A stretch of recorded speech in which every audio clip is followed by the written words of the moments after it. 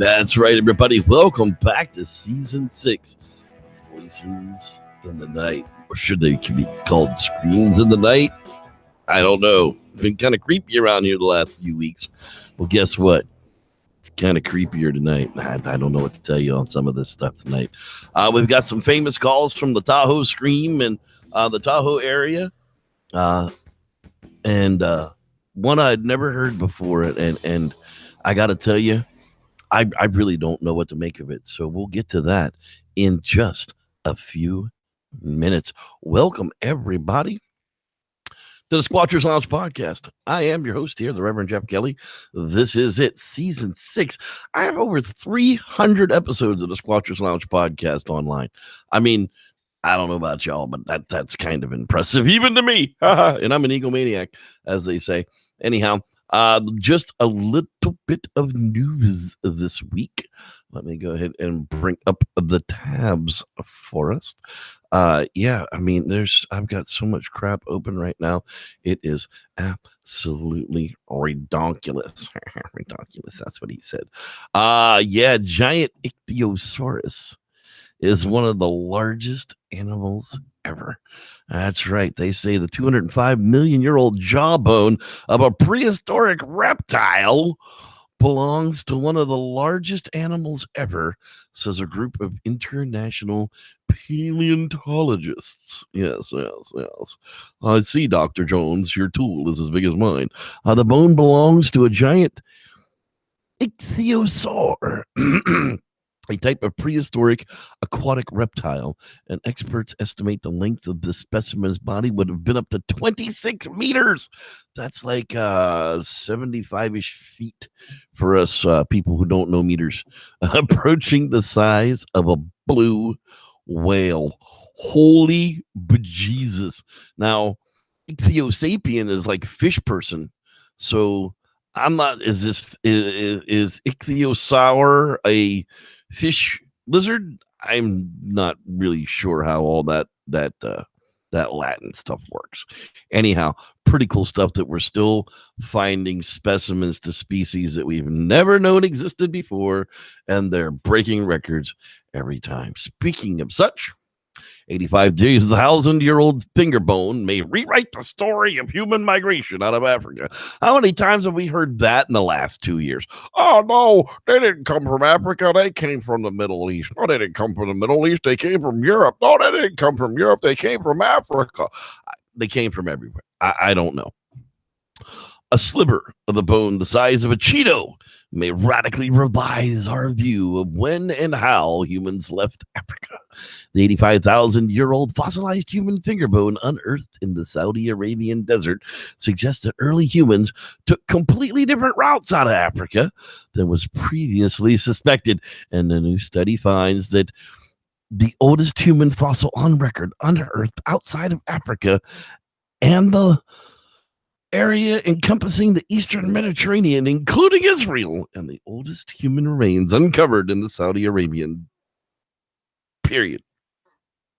Till now, they thought that humans left Africa about 60,000 years ago and then hugged the coastline, living off of marine resources. Well, yeah, that was old thinking. And, old thinking does change. We used to think that Bigfoot was some kind of a Gigantopithecus blackie, a specialized bamboo eater from Asia, because that's what the scientists told us to think it was. But we've learned since then that it's probably a paranthropy or paranthropus species that has always lived amongst human beings as long as Homo sapiens and Neanderthals and Erectus and all those other things that weren't us before us had. Why wouldn't we have them too? I don't know. Just a silly kind of an idea. Hey, look here. The legend of Bigfoot's a topic of the event. That's right. A group featured on Destination America, the Ohio Night Stalkers, a group from the region dedicated to the topic, is set for Saturday, April 28th at the Irontron branch of the Briggs Lawrence County Library. That's right. So if you want to hear from the Ohio Night Stalkers, I think that's Tim and his group. I can't remember what his last name is. said that the group has recorded audio from Adams County, which features the sounds of a possible Bigfoot, and got them featured on Destination America's Terror in the Woods. I like that program, actually. Terror in the Woods has picked up where a lot of things have left off and left me wanting in the cryptid world of reality television. All right. Doing a job as in Sasquatch. Apparently, Lauren Coleman at the International Cryptozoology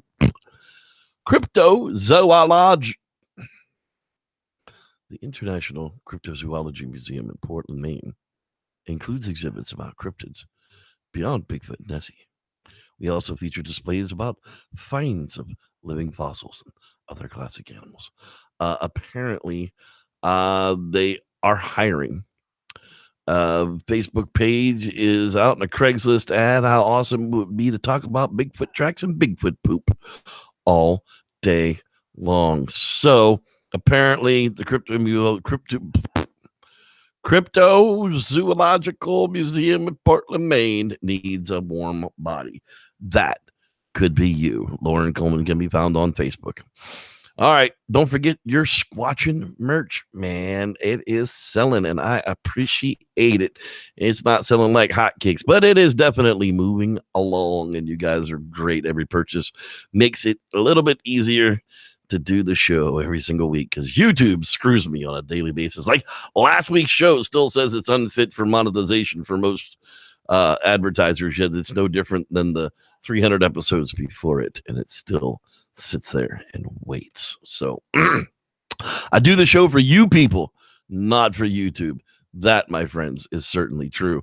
Redbubble.com/people/Bigfoot watch, all one word, and bam, that'll put you right into my thingy there, and you can check it out or catch a link after the show in the description. All right. And that, my friends, is how we do that. However, we do have some excellent coolness to talk about. El Dorado Bigfoot watch update time. Absolutely. Some of you guys that are subscribed to the pages saw already some of the preview of what I'm going to show you now, but the old Reverend here actually made it into the Stumpy Reservoir, and we actually got into the Black Oak Camp.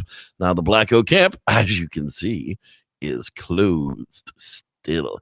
It doesn't actually open until May 10th. They won't be in there, put up any of the signage, do any cleanup until probably that week right before we are in there.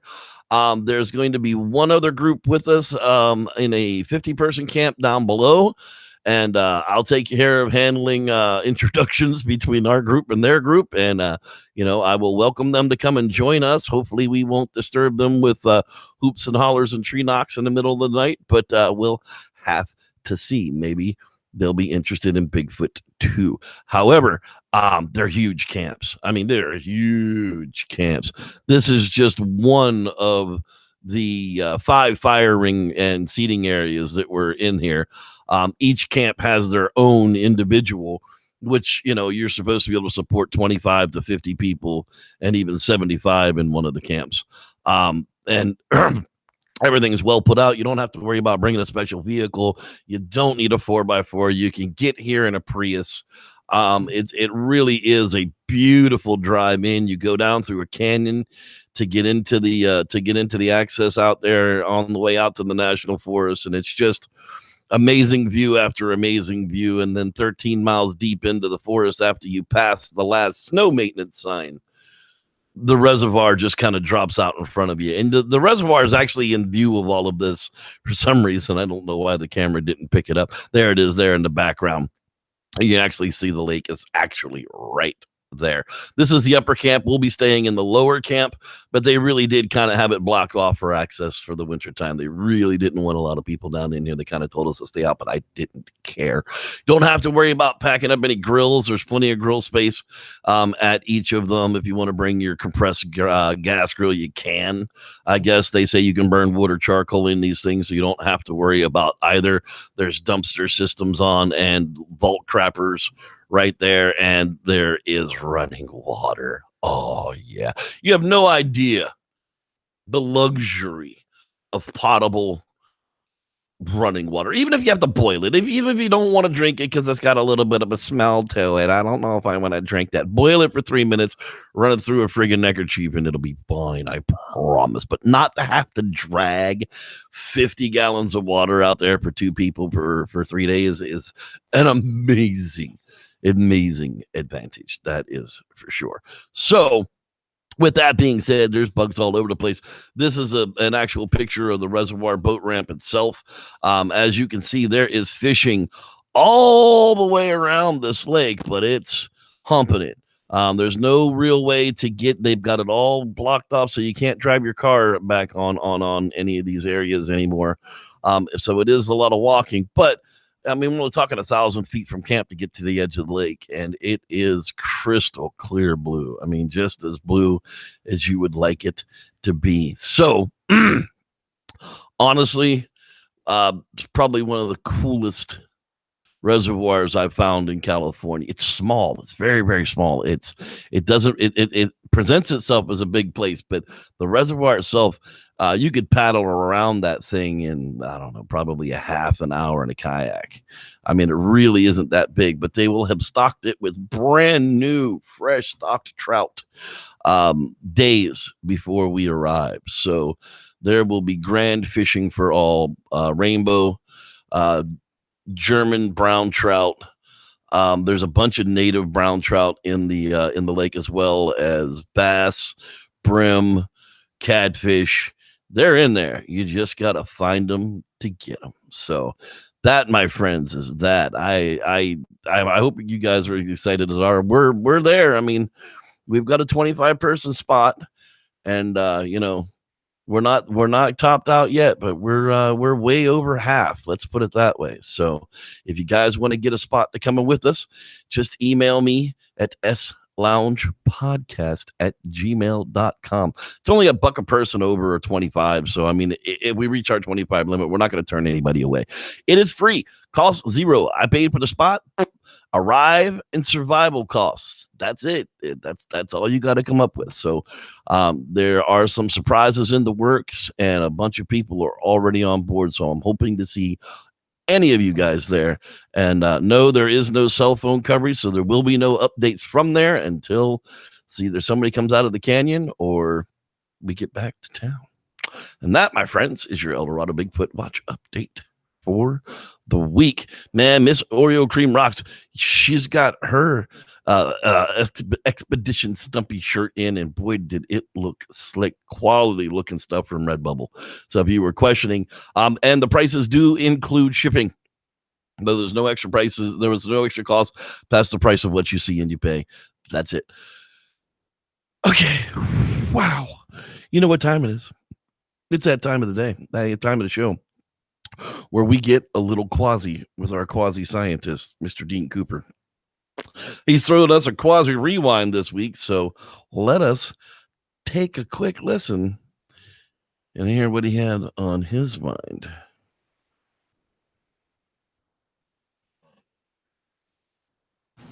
And now, Quasi Theories from a Quasi Scientist with your host, Dean Cooper. Some observations on my beard.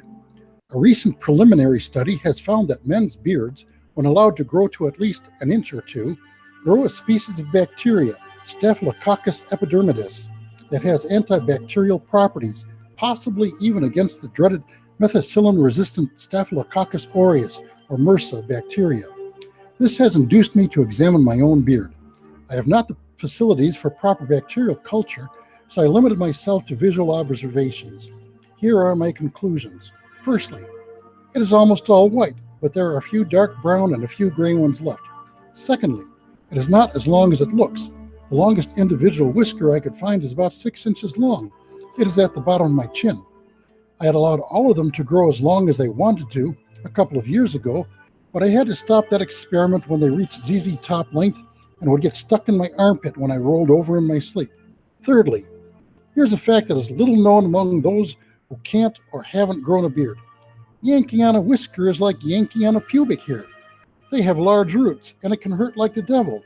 Getting my beard caught in my armpit would literally yank me awake, henceforth its current length. Fourthly, not all whiskers grow to the same length. For example, the little inverted triangle just under the lower lip, the ones the hipsters grow these days. Those grow to only a couple of inches long and rarely need trimming. The ones on my upper lip seem to want to grow forever, and mine want to grow straight, forming a classic soup strainer. I therefore trim them short. Fifthly, having a longer white beard coupled with long white hair will get one mistaken for a number of other people. Santa Claus, of course, or a wizard. I have heard background comments when out in public of a fat Gandalf being in the area, or a Hogwarts professor.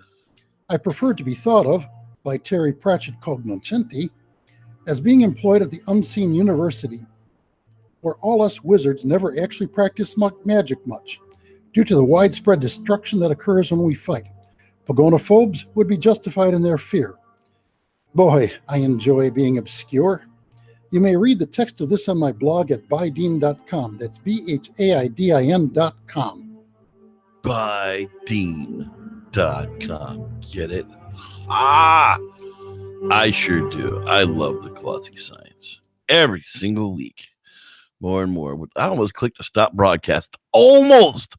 But I'm not high enough to do it this week. That's right. Hey, you know what else we got new this week? We got a brand new camping tips for stupid from Kevin Moore in the Gone Camping channel. I love it when we get new ones of these. Let's make that a little better. Camping tips for stupids. Tip number 63. This is poison ivy. This is a patch of cacti. This is a hot lava field. This is a nest of rattlesnakes. This is a bed of nails. Be careful of what you use for a sleeping mat, people. This has been Camping Tips for Stupids. Remember to spay and neuter your idiot population. Oh, God bless you, boy. That's all I can say. Just God bless the Gone Camping channel and Kevin Moore. Oh, okay. So let's take a look here at who is hanging out with us. May you all be blessed and healed by the light of whatever you believe in. Amen. That's right. The revival tent is open. Don't mind the Sasquatch. They're just passing around the donation plates. They're not going to eat you. I promise. Hey, Danny from Texas. Hello, back at you. Natalie Smith. I really hope you're feeling better. Yeah, I know you've been around a lot more. Hello, Mr. Kin. Every single week. James the Grower's in the house. Yes, he is. How you doing, champ? Lee Scott. I'm glad you're here. We love our fans. We really do. And Mr. Shane Barber, how you doing there, Chief? Glad you are with us. Don Rife in the Scratchers Lounge. That's right, sir. Glad you are with us. Let's see. We got more. Mr. Jonathan Dowdy. How you doing, champ? I hope you guys are doing well there, as well as Timothy McCune. There's Mr. Dean Cooper, our quasi-scientist, along with Rod Dupree. He's always in the place to be. He's psyched up to go camping so much. He's coming in a day early. Gotta love that guy. Absolutely love that guy. Can Squanch, how you doing? Glad you're with us. Oreo Cream Rocks. I knew she'd be here. That's right. She's probably wearing her shirt and everything. John Briers, come on down. You're the next contestant on I Called Your Name. Let's see here. Who else is with us? Let's see. Hey, Gone Camping. Thank you, dude. I appreciate that. That's awesome. Shane Barber. I know I said hi to you, but I'm going to say hi again. There's the man, Lance Windsor. The guy who wants to join the hangout every single week and just poor guy. I wish you could, man. We try. We leave your room. Keith Harden, he's definitely in the house, as well as There is Spike Jeff. I am fine. I hope you are well. The Reverend Matthew Gaines. I hope your abdomen's doing well this week, man. I really do. After that 8th operation last week, that's crazy. And then to come up and watch the Squatchers Lounge podcast with us. I mean, that's just amazing stuff. There is your Hobo Man 5. That's right. I knew he'd be around tonight as well. Lowrider, the Brown Dwarf. Hey, man, I caught that video where you guys were up there in Northern California going through some stuff, man. I dig it. I love the fact that you guys are out there in the woods. That's what it takes. Don't take my word for it. Get out there and find answers for yourself. It's the only way anything's ever going to get solved. Don't listen to me. There, Mr. Sam Squanch Rivera. He's in the house from Florida. That's right. Randy Taylor. How you doing there, Randy? Wasn't that one of the kids from Tool Time? You've probably been harassed with that your entire life, and I don't care. It's funny. Cody Johnaway, I'm doing fine this week. How are you? Let's see here. I know there's Mr. Fang, 3. Mr. John Leland's in the house as well. I know there's more people than that out there. We're getting down to the bottom. If you haven't said hi, I don't know you're here, so I'm not gonna be able to say hi back. There's Michael Bird. How you doing, Michael Bird? Glad you are with us as well. And well then, I guess that's the bottom of the barrel. California picking. Drew got it in as we speak. Look at that. I don't want to have missed anybody, so I'll keep an eyeball in it, and if anybody new pops up there, Ms. Freshy 3, hello, glad you're with us as well. Okay, so there we have it. All right, so some people are having streaming problems tonight. It's definitely not me. I haven't stopped anything. The archive will be available afterwards, but we're going to kick on as though we're moving on. All right, people. Tonight we are talking about the Tahoe area. And oops, well, I saw the one I wanted now, and Snarly Cat's outside. It's cat mating season or something here in Sacramento. I'm not exactly sure what's going on, but the kitty cats in the area are just really being nasty. Now, we've talked about a lot of these areas before. The Plumas National Forest is where we were up last year. Here's Downeyville. We've talked about that a couple of times. The Tahoe National Forest all dumps down through the Olympic Valley and into Lake Tahoe. All of this is high 9,000, 8,000, 7,000 foot altitudes. These are all 7,000, 8,000, 6,000 altitudes, and they all kind of dump in till the El Dorado National Forest down here, and you've got Union Valley and Ice House reservoirs up here, which are like the 7,000 foot mark, and they freeze all winter long. And then there's this tiny little place called Stumpy Meadows that doesn't freeze out in the wintertime, that has all the fresh water and all the unsnowed ground. So keeping that in mind, we're talking about right around the Lake Tahoe area tonight. And literally, well, let's just take a quick little measurement from one place to the other.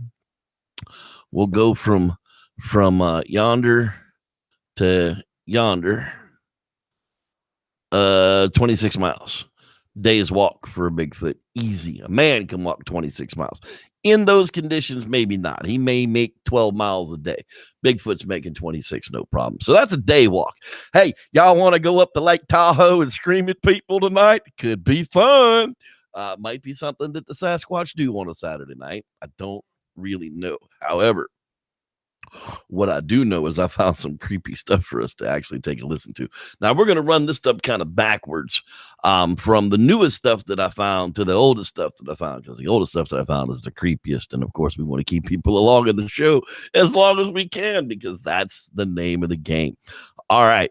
So in 2013, Finding Bigfoot had Tom Yamarone and a couple of the guys on, and they had what was called the Tahoe Scream, and that's what I'm going to play for you first. Now, this is just the raw, the raw recording of it, about 21 seconds long. Let's take a listen to it here.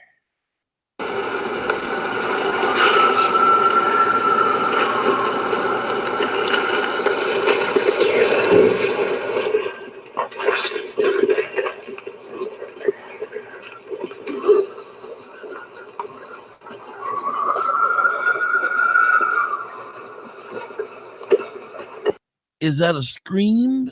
Is that a whistle? Now, of course, I've taken it into my audio software and I've brought it up. If you're using expensive equipment, please turn it down. Don't destroy your speakers over these things. Thank you. Put in some headphones. You'll enjoy it a whole lot better.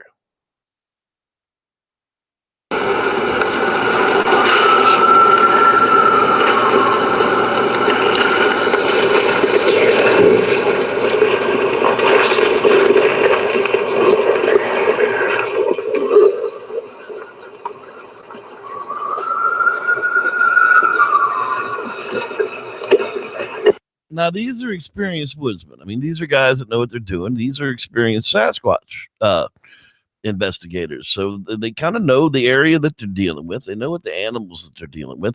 And again, that's not something like we had the other week that sounded, the red fox, where it was a squeak, squeak, squeak, squeak, something with real small lungs. Whatever this is definitely got some lung capacity behind it. So I was able to isolate the one of the squeals or the screams the best that I could, and brought it way up, because of course on Finding Bigfoot they always play that undertone music crap underneath everything, and you never really hear anything. But I was able to really choke this one up. So again, if you're using really expensive speakers, please turn them down. Put on some headphones.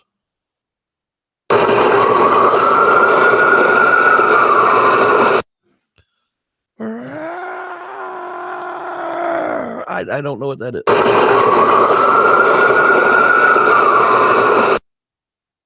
Now, before you say that, well, that's not Bigfoot. The very next example that I have coming up, is something that's well, it's very similar in length and tone, almost as breadth, and it also comes within 8 miles of the last one. Now, this one was taken in the year 2012. I got 40 seconds of a raw clip to play you, and it was actually a little bit longer than that, but I think it's just repeated.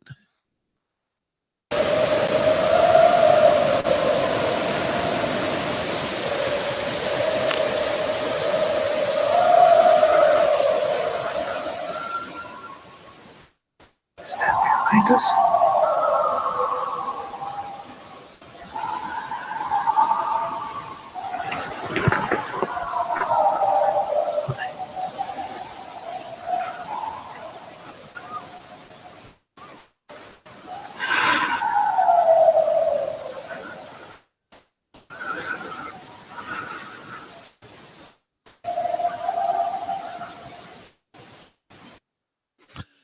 Very, very close to the.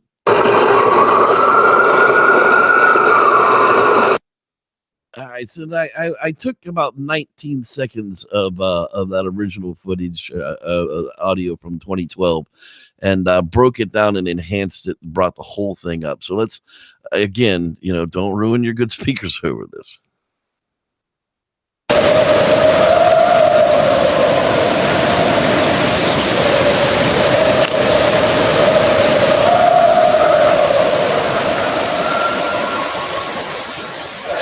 Behind us.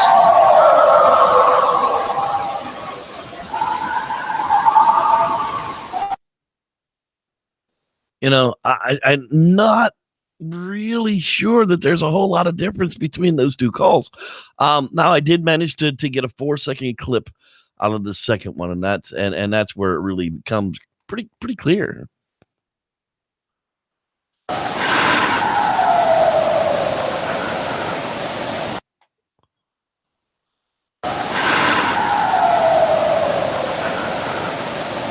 When you listen to that one isolated, and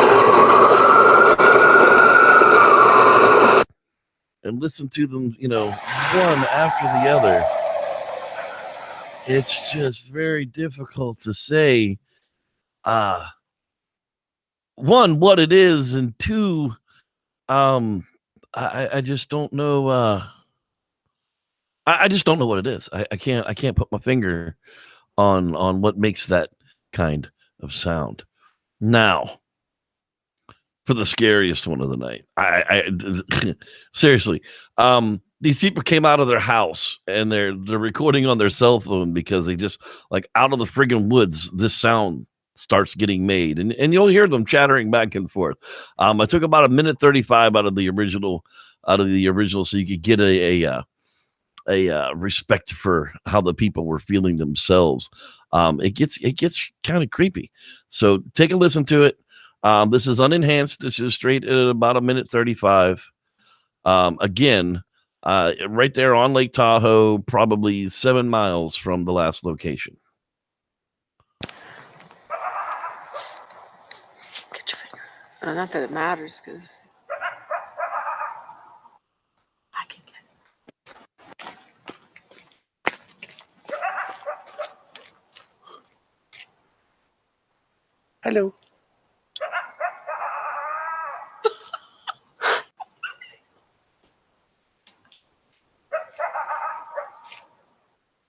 That is amazing.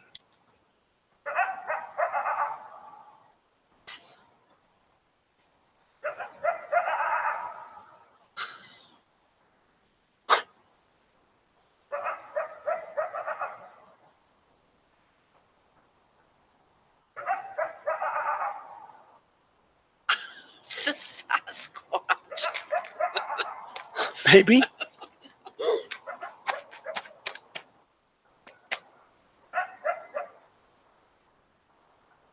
There's another one now. I hear it.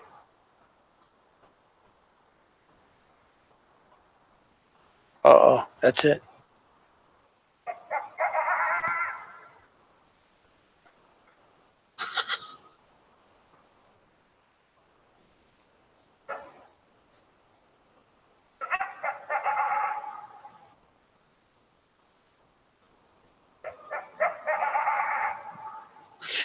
It's gonna do it all night. Not necessarily. All right, now I took a 24-second section of this and really brought the audio up on it. It's what I'm calling monkey chatter, because I can't.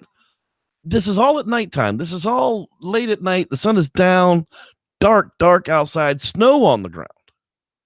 And that's what I'm trying to figure out is what else would have been out there that would have been able to make these kind of noises. Take a listen to the chatter itself.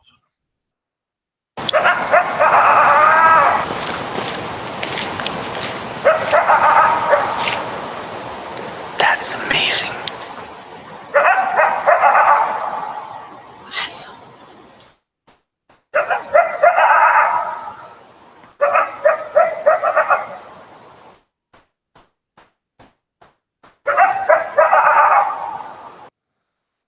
Take a listen to that again, because I please, somebody put in the chat if you know what this is.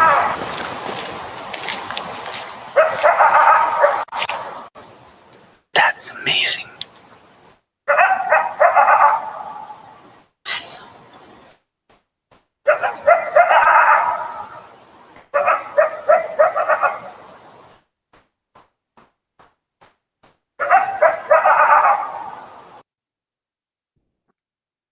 I can't put my finger on what that is other than monkey chatter. That's exactly how I have it labeled in my soundboard here.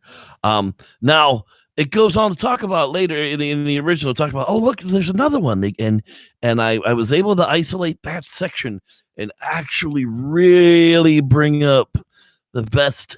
I'm hoping it'll broadcast. We'll give it a shot. The monkey chatter is really loud, but there's something in the background responding to it. It's a Sasquatch. Maybe.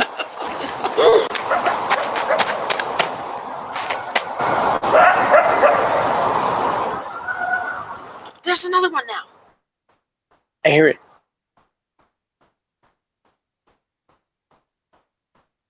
Uh-oh, that's it.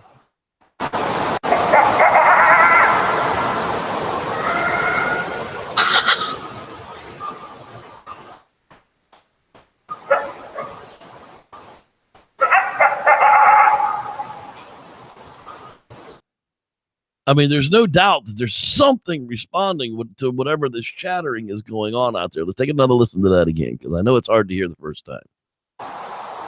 It's a Sasquatch. Baby.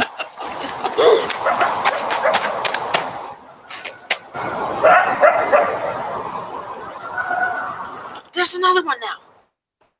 I hear it.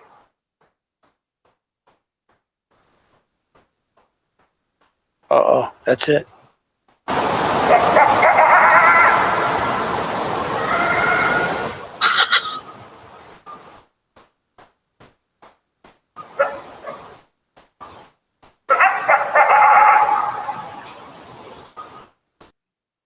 Now, if Ron Moorhead's Sierra sounds had been more like that and less, well, I might have had a little bit better chance of believing him. But to me, I have no idea. I can't. I wouldn't even begin to put my finger on that. And this is like 2 hours from my house. I know what these animals. I know what animals we have out here. I've been out in the woods so many times with them. I other than later on in that actual video. It starts to go silent and the girl starts to call out to the woods and the guy's like, stop it. She's like, why? He's like, well, because that thing might come over here. She goes, I want it to come over here. He goes, no, you don't. That's right, young lady. Take the gentleman's advice. You really, really, really don't want an unknown thing coming over in the dark out of the woods.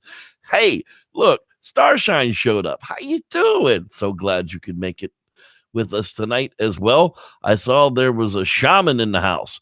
And Racing is in the house as well. Albert Ledsma. Hey man. Coyote, maybe. Bear, maybe. I don't know. I've heard a lot of coyote noises out there. I've never whatever was replying to it was kind of weird, but yeah, could be. I'm not saying I'm an expert on everything, but boy, it definitely sounds strange to me. We are going to be okay. Well, we could debate that sometimes, Albert, if you'd really like to, because I'd really like to know what they had to say. Anyhow, with that, as usual, it will bring us down to the end of the Squatchers Lounge podcast for the evening.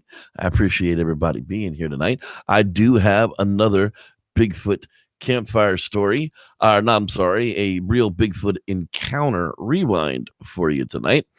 This one comes to us out of the Humboldt County area of California, and it's kind of spooky in itself because they can't all be bedtime stories, right?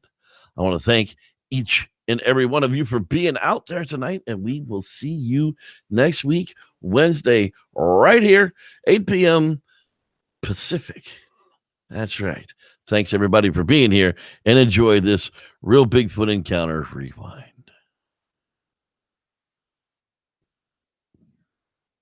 Welcome to another edition of Real Bigfoot Encounters with Reverend Jeff. This week's story comes to us from high in the redwoods of Humboldt County, California.